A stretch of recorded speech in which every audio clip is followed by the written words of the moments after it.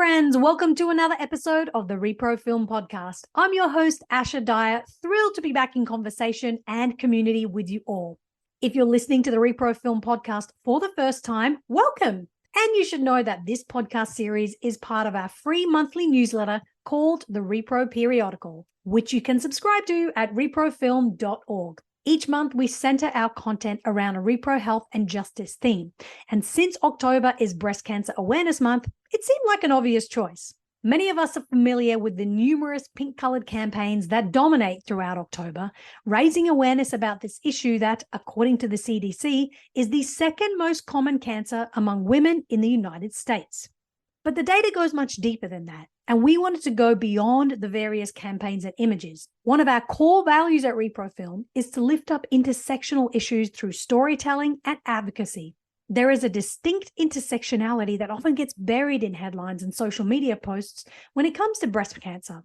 So this is something I wanted to dive into on this month's episode. Today, I have the pleasure of speaking with a powerful woman, a survivor, a mom, a grandmother, and a thriving leader in Ricki Fairley.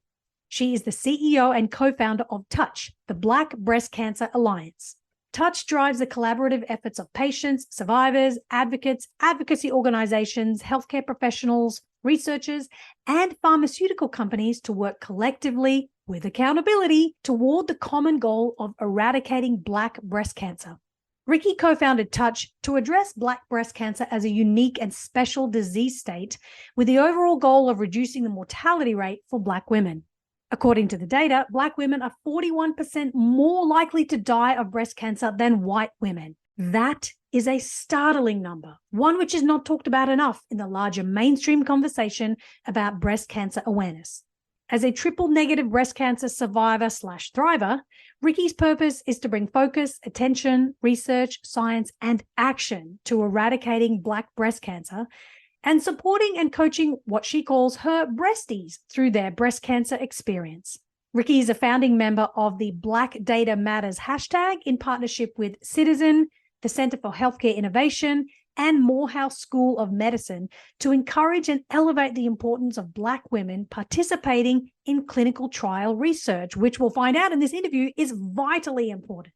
In January 2022, she started the When We Trial movement to change the game for Black women participating in clinical trials to improve outcomes for Black women with breast cancer. I had no idea that breast cancer impacts Black women differently, and I'm sure I'm not alone in this. So I am thankful to learn from Ricki and become familiar with what Touch are doing. I'm also thankful for the opportunity Repro Film has to share this urgent message with our community during Breast Cancer Awareness Month. Take a listen.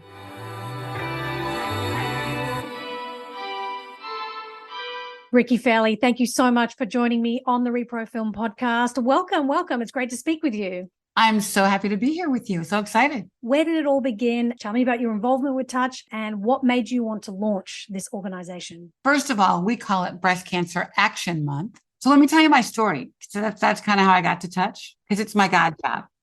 So I was diagnosed with stage 3A triple negative breast cancer, and I can explain that later, but it's the worst one, has the highest mortality rate. It's the most aggressive, and Black women get it at 3 times the rate of white women. And we don't really know why.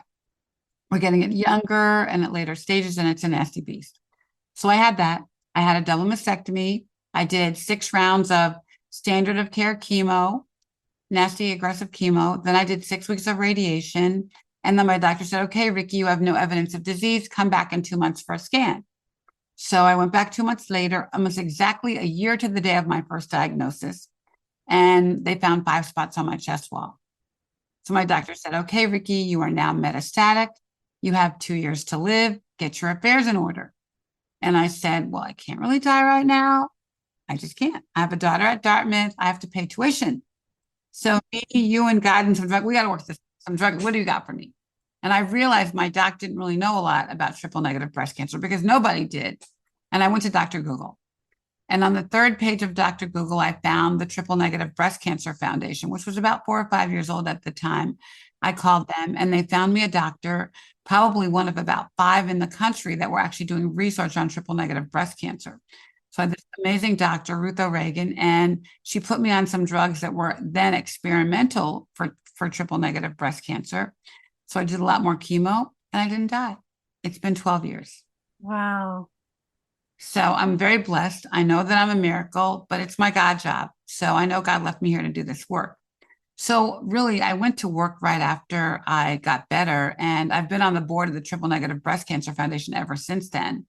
But I started just doing advocacy work and trying to figure out, okay, what's going on in this world of advocacy? And I'm a marketing person by trade. I worked at Coke. I worked at Nabisco. I did, brand management, marketing stuff. And so I'm like trying to put together the PowerPoint presentation of what this, right? So I did.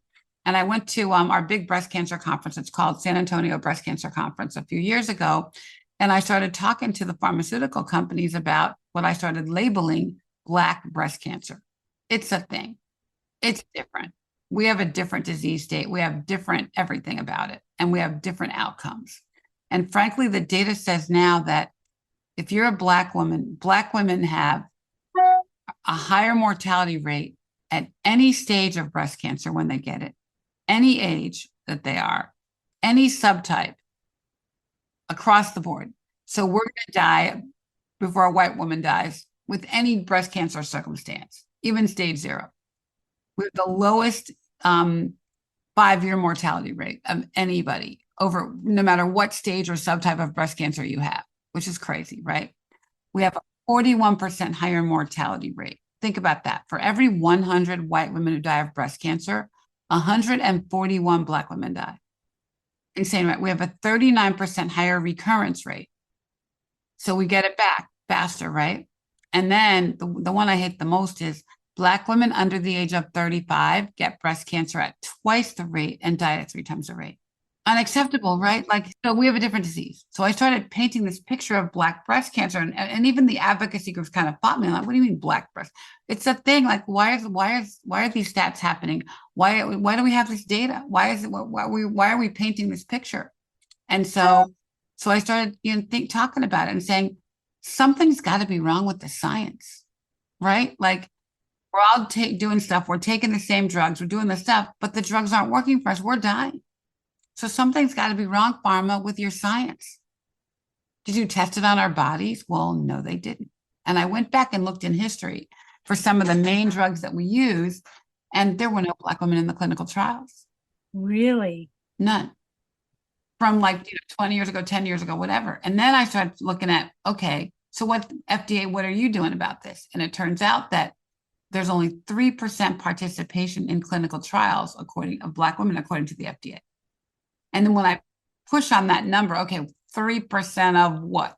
Like, what are you talking about here? And can't answer the question. What's the overall number? What's the big number? Like, how many women?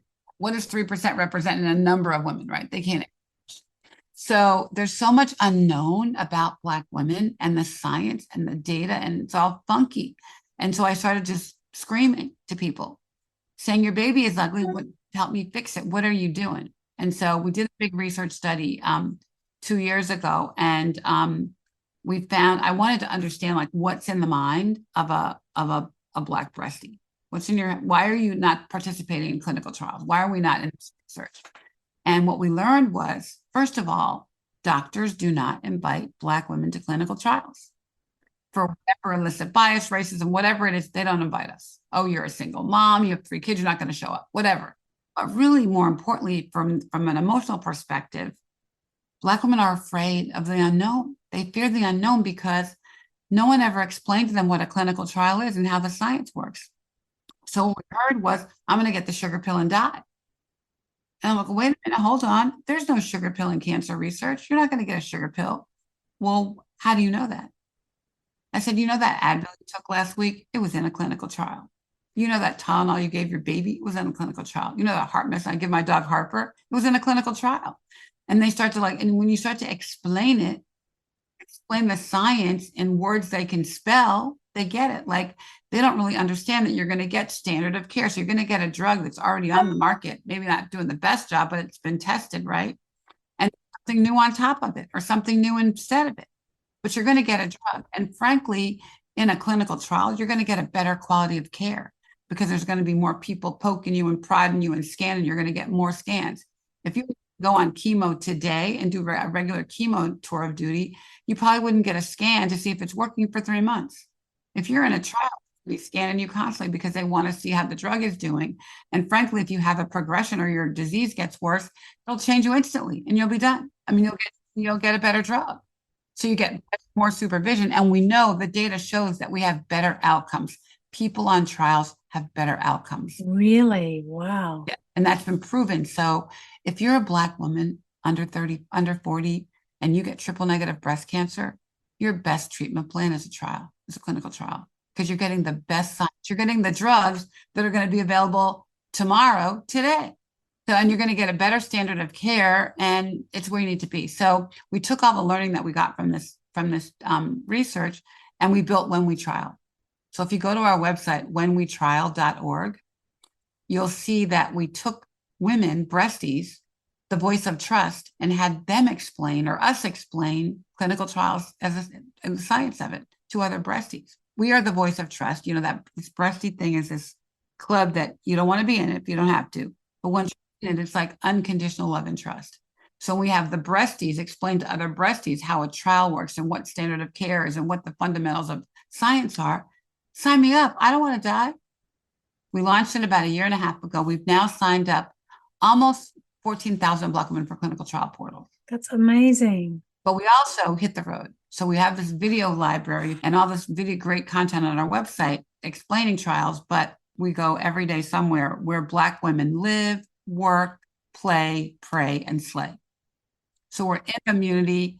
We're talking to women, not at health fairs, because that's preaching to the choir. We're going to hair shows and music festivals. And we went to the beach in Martha's Vineyard when all the bougie Black people were there, and the Essence Festival. Like, we do all these things where people are in the community. We partner with, go out to the Divine Nine and the Links Incorporated and Jack and Jill and all the Black women's organizations, where we can find them when they're having fun and hanging out, and we can talk to them about the science and sort of catch them off guard, and they're interested. We went to a Black women's tech event. We went to a Black women writers event. So all these things are sort of in the community to connect, but in a way that they can hear us. I think by the end of October, we will have done, according to my daughter, we will have done 60 events in 52 weeks. Wow. But we find that we have to connect. We have to hold their hand. We have to look them in the eye, and they get it, and they're signing up, which is the most important thing, is they're signing up.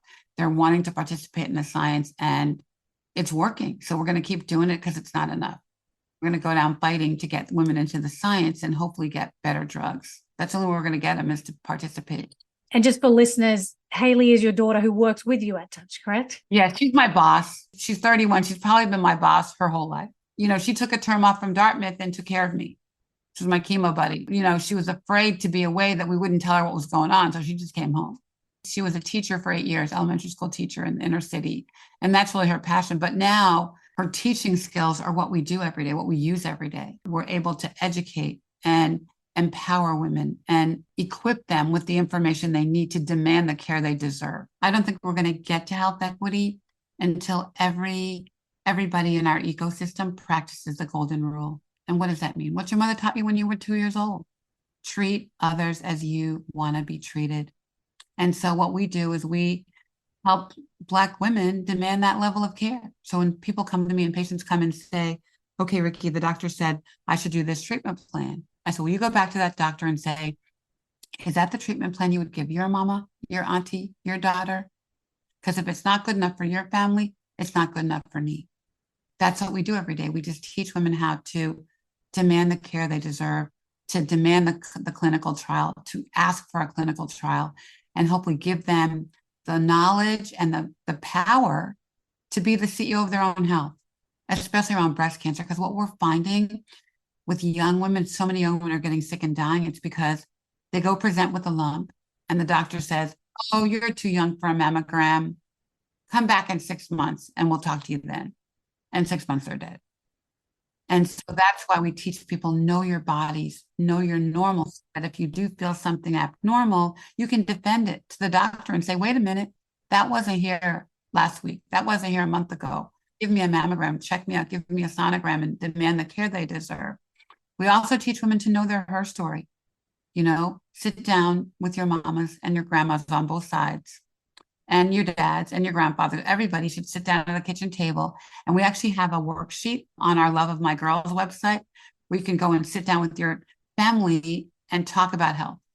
Because, Black families don't talk about health until Uncle Pookie gets his leg amputated or Grandma Edith is in hospice. Like, well, how'd that have to happen? We're now finding so many connections between prostate cancer and colon cancer and breast cancer that even with triple negative, I don't have any genetic mutations, but we have a family history of 3 generations, and I have colon cancer on my dad's side. So that contribute to my breast cancer. So my kids are at risk. We encourage people to get genetic testing, but genetic testing is really only about 5 to 10% of breast cancers, but still family history is so important because guess what?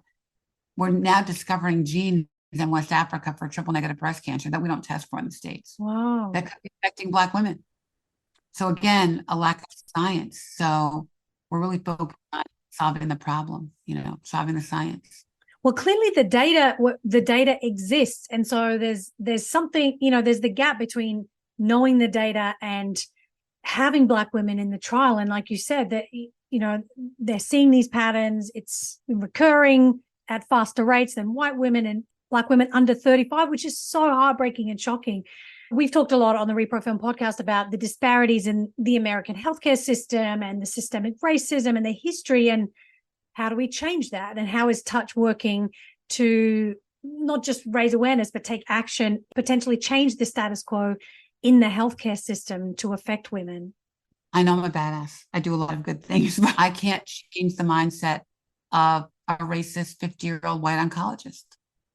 It's out of my power. But what I can do is teach Black women how to care for themselves, to demand the care they deserve. We focus on saying, okay, challenge your doctor, fire your doctor. Even our research shows that patients bring up clinical trials to their doctors. They still walk away feeling ill-equipped to make a decision because the doctor used words they can't spell or didn't explain it or give them enough time to make them feel comfortable with a clinical trial. So that's why we have to educate them and teach them what to ask for, how to ask the questions. And so that's what we do. I feel like I can make a difference by teaching Black women what to demand and the care that they need, that they can ask for, and challenging the system, challenging doctors. Just don't accept that a doctor is giving you all the right information because they're only human. I would say most doctors have good intentions, but there's a lot of illicit bias. They don't even realize that they're hurting you. I helped one of our drug company partners make a group of videos that illustrates a doctor-patient interaction over screening. It's a young woman that comes in and says, I feel something, and come back in 6 months. We shot it 4 different ways to illustrate the illicit bias of this doctor. Just kind of wrote it off and was really just, well, should I do it today? I'm really busy. I haven't had lunch yet. I mean, all those factors go into play in this doctor-patient interaction. So that's why we have to say, hold on, tell the doctor, this is what you need. These are the questions you're going to ask, and be prepared. Go to the doctor with somebody, with a buddy. Don't go by yourself. And we give people a list of questions to ask, and we'll, I go on FaceTime with many patients. I've been thrown out of a few doctors' offices. But maybe, it's like we need to be more bold and badass like Ricki Fairley in these doctors' offices and demanding, listen to me. I know my body. I am my own best advocate. I know my body. And if I know this wasn't here before and I can talk about that because I've touched my boobs and felt them and looked at them in the mirror, and I know this was different, then I can validate my conversation a little better with the doctor, And if I can say, my 2 grandmothers had breast cancer, my aunt died of this, or you know what I mean? If I can speak. But we also try to get people to practice, self-care. Health is part of your self-care. When you get your nails done, check your breasts. Make it part of your routine. You are the CEO of your own health. You have to figure out what that means. And moms are the CEO of their family's health. And wives are the CEOs of their husband's health. Unfortunately, we have to, as women, have to do all the jobs, but you have to do the job. And including on ourselves. Including your own, and not putting yourself last. What do they say on airplanes? Put the mask on yourself first. I also learned in my breast cancer experience that my peace is non-negotiable. I know that my breast cancer came from stress. I had to do a lot of things to not only get the cancer out of my boobs and out of my body, anything that wasn't bringing me joy, people, things, whatever, had to go.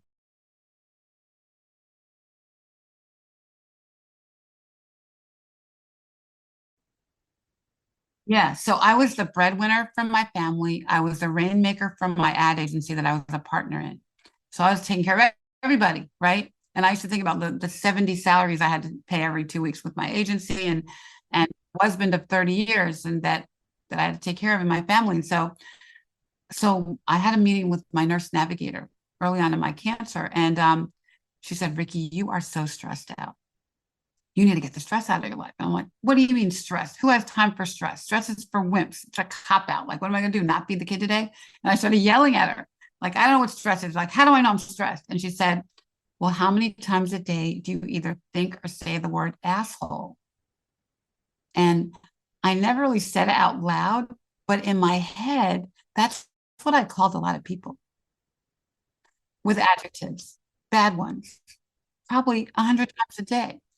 That was the name I actually called my husband of 30 years and my business partner of 10 years. And so that became my filter for stress. And so if I even either think or say the word, then you're a cancer and you got to go. So I divorced my husband of 30 years. Ouch. I quit my business partners of 10 years. I sold my big house in the suburbs in Atlanta and I moved to a little 1-bedroom condo on the beach. And I go paddleboarding every day that I can. But I changed everything about my life. And even now, I don't drive in traffic.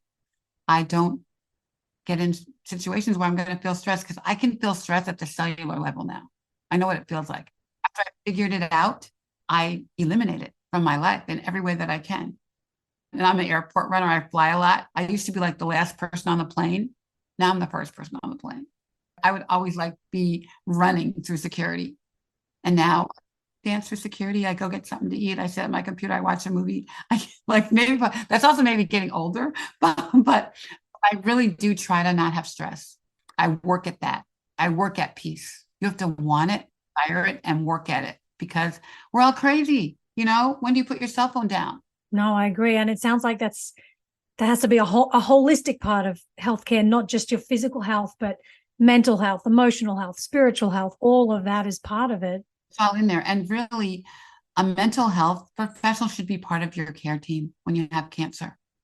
My navigator said, do you want to see a psychiatrist? I'm like, well, I'd never seen a psychiatrist before. I never had therapy. And I said, well, is that going to cure my breast cancer? Is that going to help? And I did see a therapist and it was a great thing. It was a great part of my care. And I recommend that to everybody, every patient, because, I hear women say getting my breast cut off is like, is being like, emasculated or being, castrated.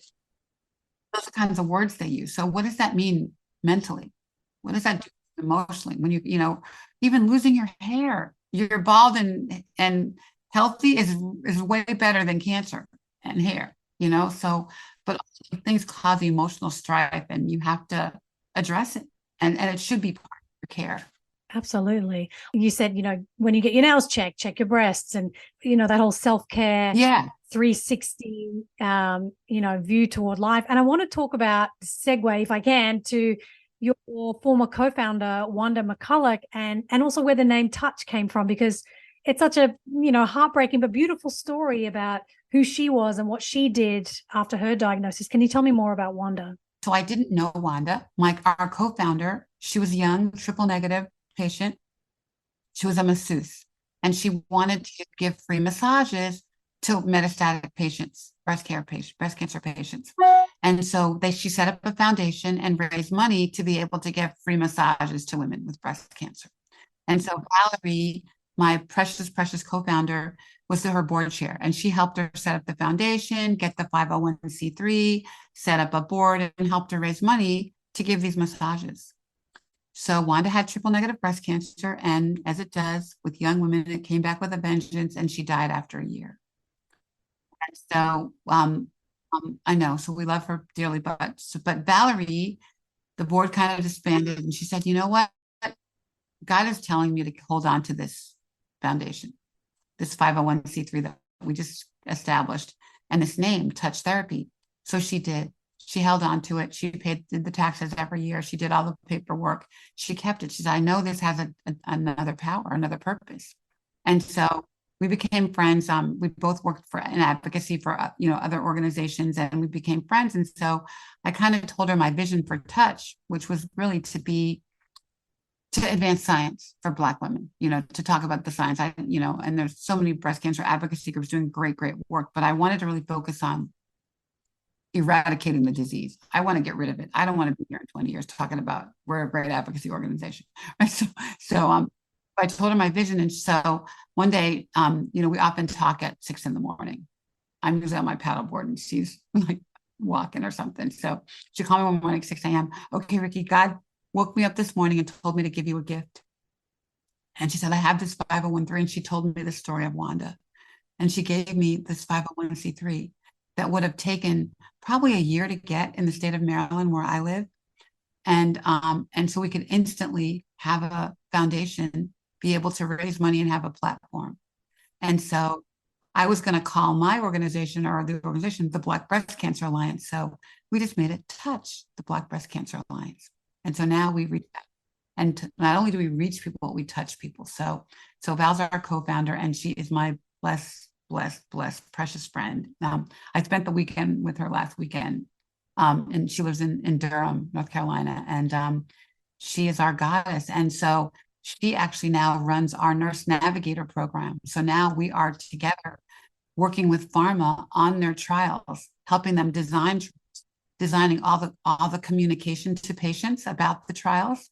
So kind of we say like, what's Black about it? And we're taking their ugly brochures that look really horrible and have big words that people can't spell, throwing them in the garbage and rewriting the copy and putting beautiful Black women on the pictures to get more Black women recruited for the trials. And then Val's the fairy godmother. So she explains the informed consent to the families.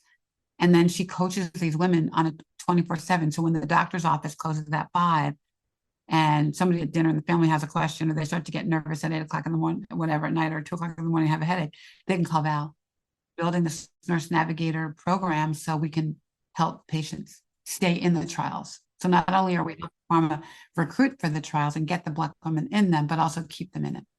That's amazing. And so if someone looks at, because I know when you look on your website, there's a portal for, looking for trials. How does it work? If someone comes to the Touch website, how would they get involved in the trial? We actually have 3 websites. The main one is touchbbca.org, and you can get to everything from that site. But then we have a site called whenwetrial.org, and that's specifically to educate about clinical trials. And then we have a site, Love of My Girls, spelled GURLS.org, for young women who don't have disease, to just educate them about Black breast health.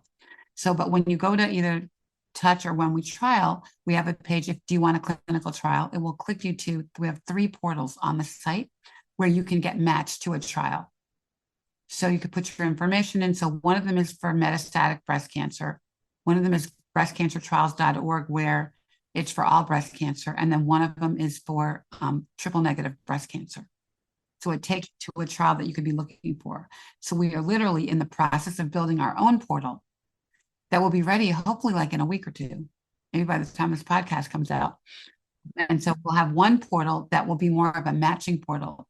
So we'll be able to collect more information about the patients, your age, what kind of breast cancer you have, how long have you been sick, are you metastatic, what are your needs? And so we'll start to be able to aggregate that data to be able to go back to pharma and say, these are the kinds of trials people are looking for, or this is what these are, and help them do a better job matching patients to trials. So there's this overall website called clinicaltrials.gov, where every trial for every disease is in this God forbid, horrible website, but it's like going to hell blindfolded with your hand tied behind your back. It's really very difficult to navigate. It's very scientific, and patients can't go there. I mean, not made for the average person, clearly. No. So we're trying to put a cushion around that and make it easy and make matching easy. So that's what we're building our own portal. Clearly the need is there, and clearly they're willing to take participants and expand the science, and the pharmaceutical companies want to get better. And so it's just a matter of like the vehicle to getting. Yeah, that's what we're trying to provide. We're trying to link patients to the pharma companies, and the pharma companies to the patients. So I spend a lot of my days talking to our pharma partners about how to do it better. And you know what? I feel so blessed that they have embraced me. I mean, I was really loud and aggressive and audacious in contacting them, but they have embraced us, and they're funding our work, and they're giving us resources, and they're helping us do this work. And so we're so blessed to have them as partners and their hearts are so big to do this work. And, people, pharma has this bad rap. I don't see that. I see the love every day from them. I see them reaching out. I see them, even Genentech is who we kind of started this nurse navigator program with. And they came to us and said, we wanted to do a better job reaching patients. And we came to this together.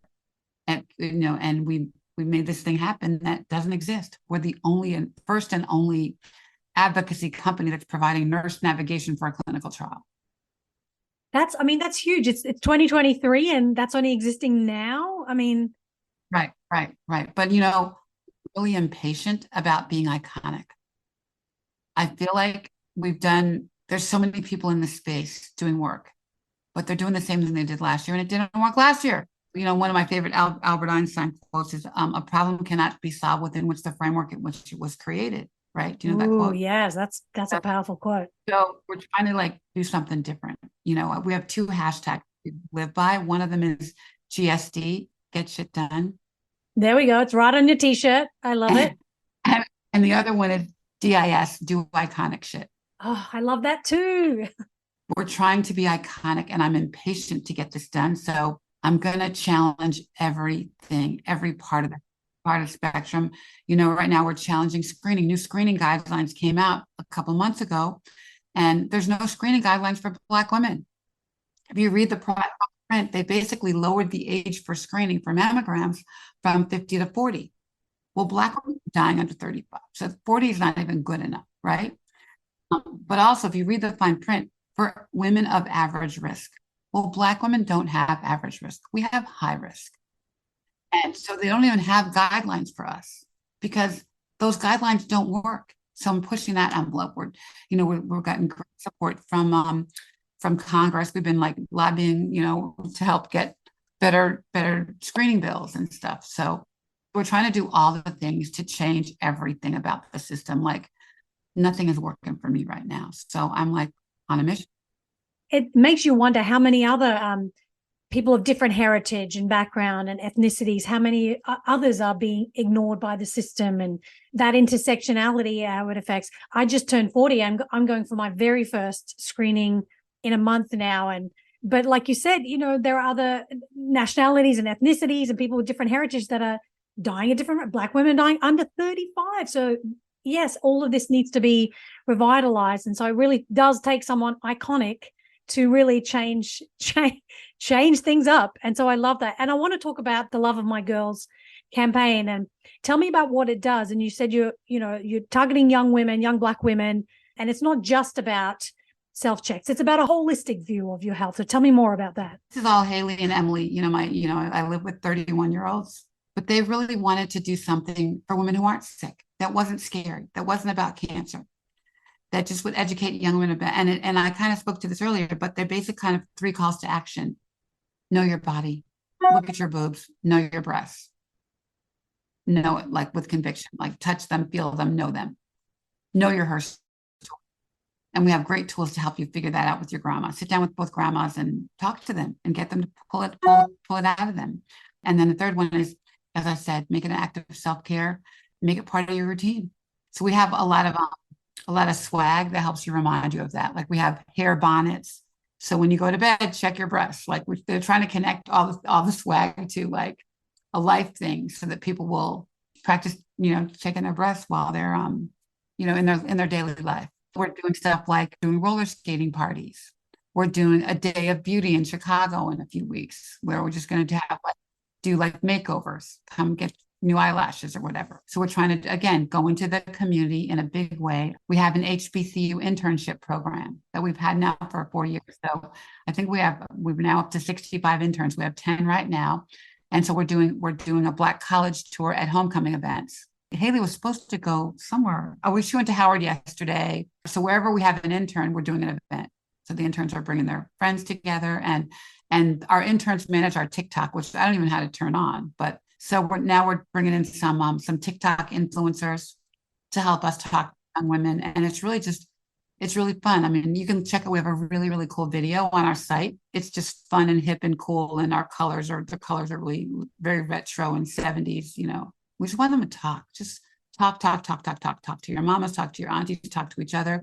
And then we ask our interns to make a video with their mom or their grandma and their best friend during the internship. We get these great conversations where in most circumstances, it's the first time they've ever talked to their moms about boobs.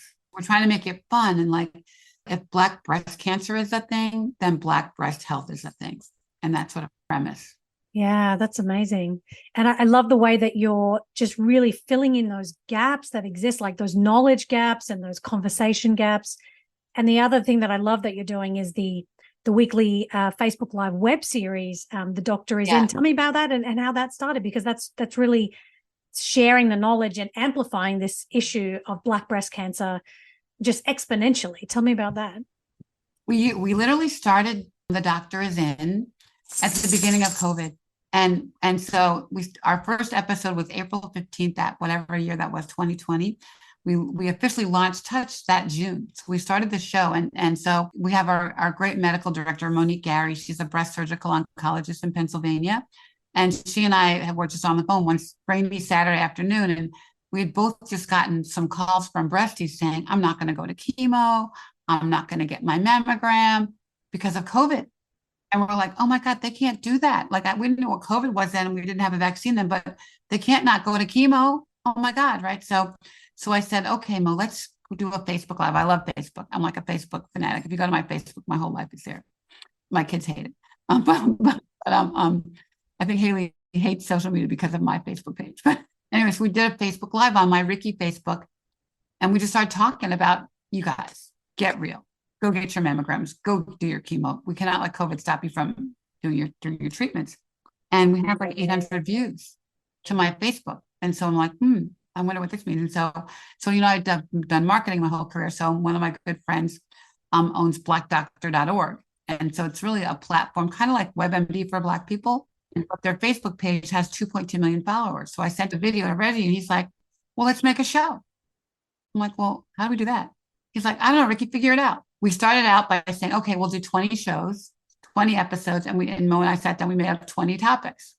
The 20 topics ended, and we just kept on going. And now we've done 3.5 years. During COVID, we had huge audiences because people couldn't go anywhere. So our best show, we had 80,000 views. Isn't that crazy? And we normally average around 30 or 40. Now we're like 5,000 to 10,000 a week. We have a pretty loyal audience, and they're from all over the world. And we talk to them in the comments pretty readily. But we talk about everything and anything. We just don't seem to be running out of topics. Where the show is booked through January now, next year. So, oh my gosh! Every time I meet a new friend, I bring them on our show.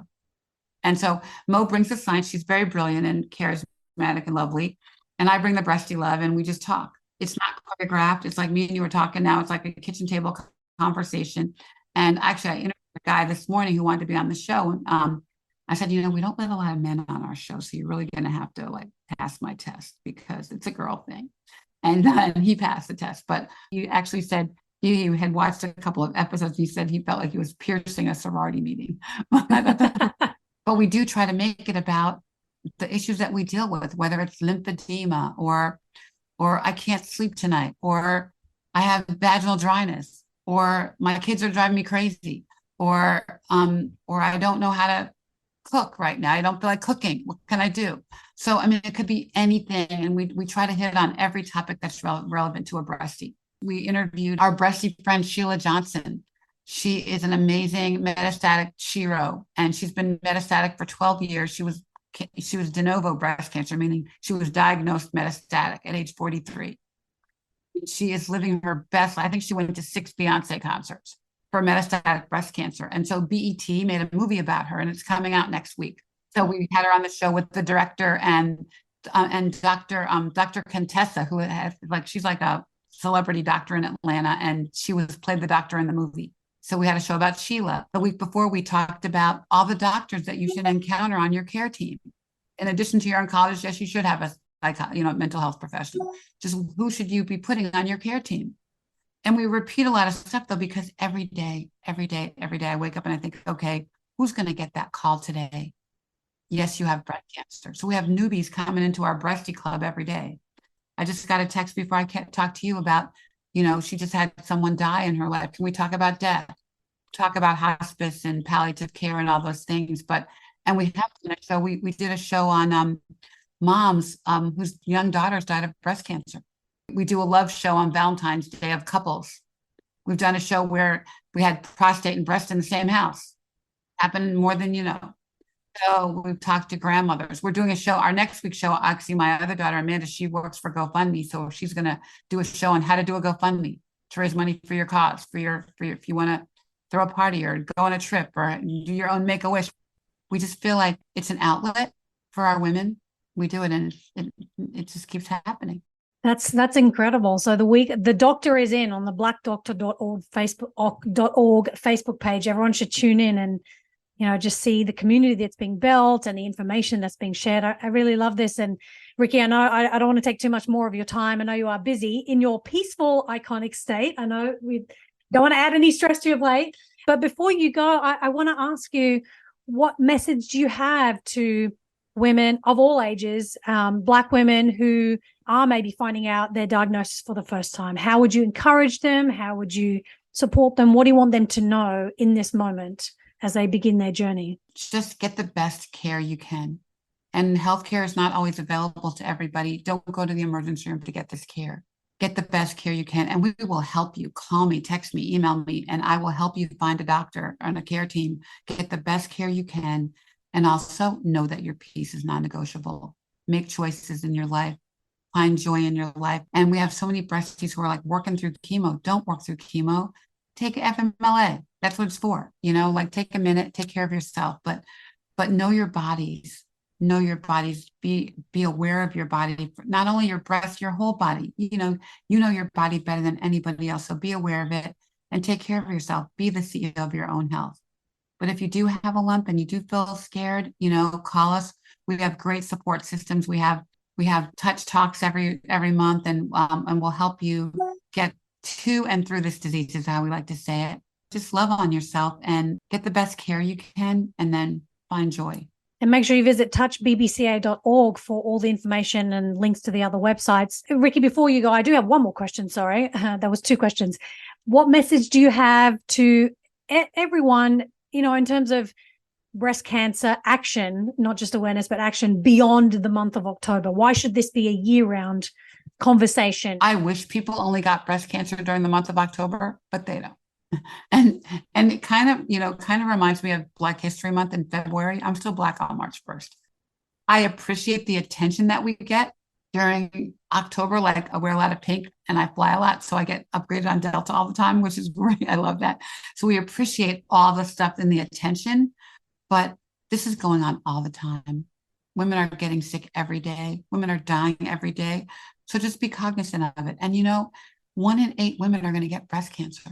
1 in 8. So look around your circle of friends. Almost everybody has some cancer story, whether it's not breast, something else, right? So just be aware of it. But do the right thing. I would love to eat mac and cheese and fried chicken every day, but I don't. Take care of your body, move your body, take a walk. I tell everybody, take a walk. Just take care of yourself. And this is the only body you have to live in. Be grateful for it. And, you can't prevent breast cancer. A lot of other cancers are. You can't early detect it. So know your body so that you can position yourself to early detect it. That's powerful advice. Ricki Fairley, I'm just so in awe of everything that you're doing, and I'm really inspired to take these messages and share it with my community, and I hope our listeners will too. But thank you so much for your time today. And everyone, please check out touchbbca.org for the love of my girls, and the whenwetrial.org website as well. Thank you so much, Ricki Fairley. You are iconic. You really are. Thank you so much. I hope you are moved, motivated, and informed as much as I was by this conversation. I also encourage you to share it with your community and in your conversations this month and all year round when talking about breast cancer.